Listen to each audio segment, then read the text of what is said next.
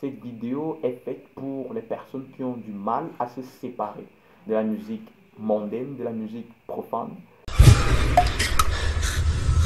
Bonjour à vous, très heureux de vous retrouver sur cette plateforme Célestine le Chrétien, la chaîne de l'édification. C'est un très grand privilège pour moi, comme vous le savez, de vous retrouver. J'espère que vous allez bien et que les membres de vos familles et les personnes que vous aimez se portent également bien.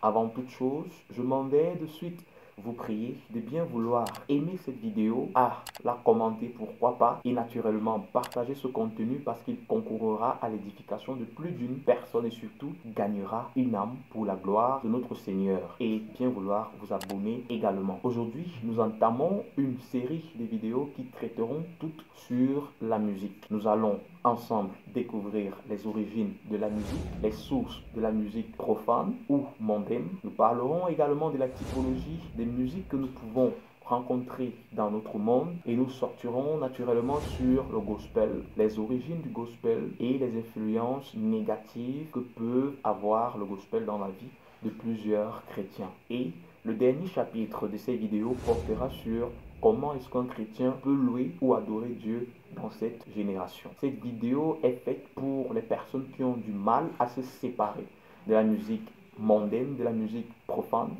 À tous les amoureux de la musique païenne, cette vidéo vous est adressée. Ceux-là qui ont du mal à se départir des mélodies et sonorités mondaines, cette vidéo est à vous. Par elle, le Seigneur vous aidera à vous démêler de ce piège dans lequel l'adversaire vous a plongé depuis de nombreuses années aujourd'hui. Les amis, il faudrait savoir que le Seigneur n'a pas créé la musique pour chanter les femmes, pour chanter l'argent, pour chanter la gloire, pour chanter le monde, mais il a créé pour son adoration, pour sa gloire, pour sa suprématie. Commençons donc par égrener le premier chapitre de cette longue série de vidéos qui nous attendent.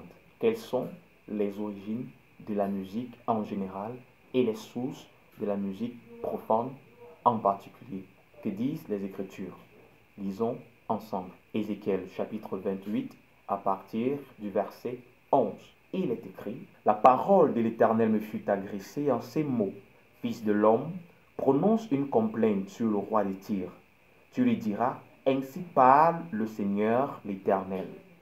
Tu mettais le sceau à la perfection. Tu étais plein de sagesse, plein de beauté. Tu étais en Éden, le jardin de Dieu, et tu étais couvert de toute espèce de pierres précieuses, de sardoine, de topaze, de diamant, de chrysolite, d'onyx, de jaspe, de saphir, d'escarboucle, d'émeraude et d'or. Tes tambourins et tes flûtes étaient à ton service, préparés pour le jour où tu fus créé. Tu étais un chérubin protecteur aux ailes déployées. Je t'avais placé et tu étais sur la sainte montagne de Dieu. Tu marchais au milieu des pierres étincelantes. Tu as été intègre dans tes voies depuis le jour où tu fus créé jusqu'à celui où l'iniquité a été trouvée chez toi. Par la grandeur de ton commerce, tu as été rempli de violence et tu as péché. Et je te précipite de la montagne de Dieu et je te fais disparaître, chérubin protecteur du milieu des pierres étincelantes. Lorsqu'on jette un premier regard sur ces références, on pourrait croire que l'Éternel s'agresse au roi de Tyr. Mais lorsqu'on s'y intéresse de plus près, on peut découvrir qu'il se dégage certains éléments qui nous font comprendre la réelle personne qui est indexée à travers ces écritures. On peut entre autres découvrir que cette personne mettait le sceau à la perfection, que cette personne était pleine de sagesse, parfaite en beauté, que cette personne était placée en Éden et qu'elle s'appelait chérubin protecteur et par-dessus tout, elle était revêtue de toute espèce de pierres précieuses. Il s'agit bel et bien de l'ange de lumière, le diable ou Lucifer. La musique a été créée dans les cieux. Elle a été créée pour adorer uniquement l'Éternel, notre Dieu, notre Sauveur et notre Seigneur. L'ange de lumière, chérubin protecteur aux ailes déployées, fut créé comme étant l'instrumentiste de Dieu, le ministre chargé de la louange et de l'adoration agressée à l'Éternel. Il se trouve que, à cause de sa proximité avec l'Éternel et par sa capacité à coordonner l'équipe de louange et d'adoration, il s'est vu trop beau, trop grand et trop glorieux, au point de vouloir s'accaparer de cette louange et de cette adoration qui jadis était élevée vers le Seigneur. Le chérubin naguère protecteur décida de fomenter un coup d'État pour déchoir l'Éternel de son siège de Dieu suprême et s'arroger les droits et la gloire de l'Éternel. Il a été créé pour adorer son Créateur, celui-là qui a pensé la musique, pensé les instruments pour qu'il puisse les jouer. Ayant été corrompu par sa propre beauté, sa splendeur et la grandeur de son commerce, il s'est laissé emporter par l'aveuglement et a corrompu un tiers des anges. Si le diable a été capable, dans Matthieu chapitre 4, à partir du verset 8, d'essayer de corrompre Jésus-Christ, vous convenez avec moi qu'il a également utilisé la même rhétorique pour convaincre un tiers des anges de l'adorer. Voilà comment éclate le tout premier conflit de la création. La lecture de l'évangile de Luc au chapitre 2 met en scène des anges qui adorent l'Éternel. Pareillement, dans le livre d'Apocalypse chapitre 7, nous voyons également des anges qui adorent l'Éternel après que les rachetés et les martyrs aient eu à apparaître au devant de l'Éternel. Tout a été fait pour que la musique concourt pour la louange et l'adoration de notre Seigneur. Nous voyons également en opposition que l'adversaire a tout fait pour que cette louange lui revienne. La musique, elle a été créée par Dieu, elle est née au ciel, des instruments ont été créés par Dieu, ils sont nés au ciel et ils étaient consacrés exclusivement pour la louange et l'adoration à l'Éternel. Ayant déjà vu les origines célestes de la musique, voyons ensemble les sources de la musique profane. Découvrons ensemble l'inspiration source qui pousse les hommes à entrer dans les studios pour produire des sonorités dans lesquelles ils diffusent et popularisent des immonderies, des insanités et surtout de l'insalubrité musicale.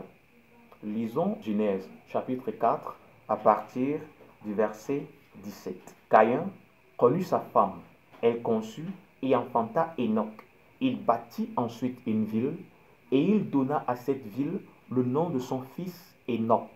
Enoch engendra Irad, Irad engendra Mehujaël, Mehujaël engendra Métushaël, et Métushaël engendra Lémec.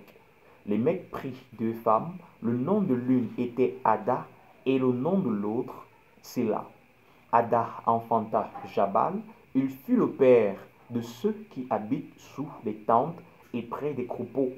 Le nom de son frère était Jubal, et il fut le père de tous ceux qui jouent de la harpe et du chalumeau. À la suite des versets que nous venons de lire, il saute en notre entendement que le père terrestre des instruments n'est nullement un enfant de Dieu, mais un païen des premières heures. Rappelons que c'est Caïn qui est le père de Jabal et de Jubal. Caïn, qui, faudrait-il le rappeler, est un assassin maudit par l'Éternel pour avoir tué son frère Abel qui, chaque jour, élevait à l'intention de l'Éternel des chants de louange et d'adoration qui lui étaient agréables. C'est donc cet assassin qui a engendré ce Jubal, Jubal qui a inventé des instruments de musique terrestre. Jubal est donc né dans un environnement où on invoquait par le nom de l'Éternel.